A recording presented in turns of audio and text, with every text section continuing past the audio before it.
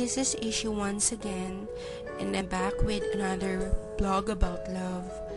This time, pag-usapan naman natin ng mga two-timer. Before anything else, wala akong pinatatamaan dito ha.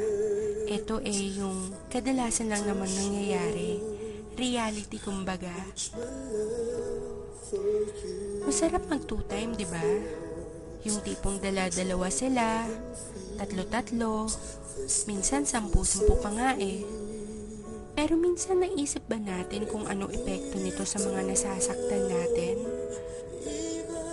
Masarap mag two-time. Pag natapos ka sa isa, lilipat ka naman sa isa. Tapos sa iba naman hanggang sa magsawa ka. Tapos iiwan mo lang. Kasi may nakita kang mas gwapo o mas maganda sa kanya. Minsan pag nag-away kayo ng number 1 mo, damay-damay pati yung second, third, and so forth. Kawawa naman sila, no?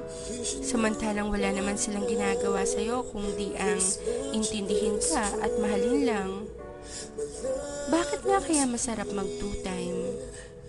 Kasi hindi ka marunong makontento sa kung anong meron ng girlfriend or boyfriend mo? Kasi meron mas better sa present mo? O baka naman kasi selfish ka, ayaw mong i-let go yung present mo if it's for your own sake kahit nasasaktan mo na siya. Kasi Kasi sarili mo lang iniisip mo.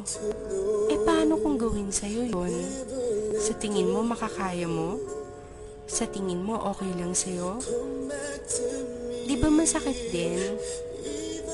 Tsaka, saka mo malalaman na mahal mo pala talaga siya pag may mahal na siyang iba. Pag hindi na ikaw ang mahal niya. Guys, masarap pagmahal at mahalin. Sana lang, marunong tayong makontento sa ibinigay sa atin.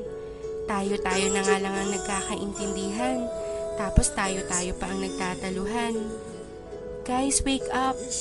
Mahalin yung mga girlfriends, boyfriends nyo. Be loyal. Sorry sa mga natatamaan ko. Ginigising ko lang kayo sa matagal niyong pagkakatulog. Baka kasi paggising niyo, wala na yung taong nagmamahal sa inyo ng totoo.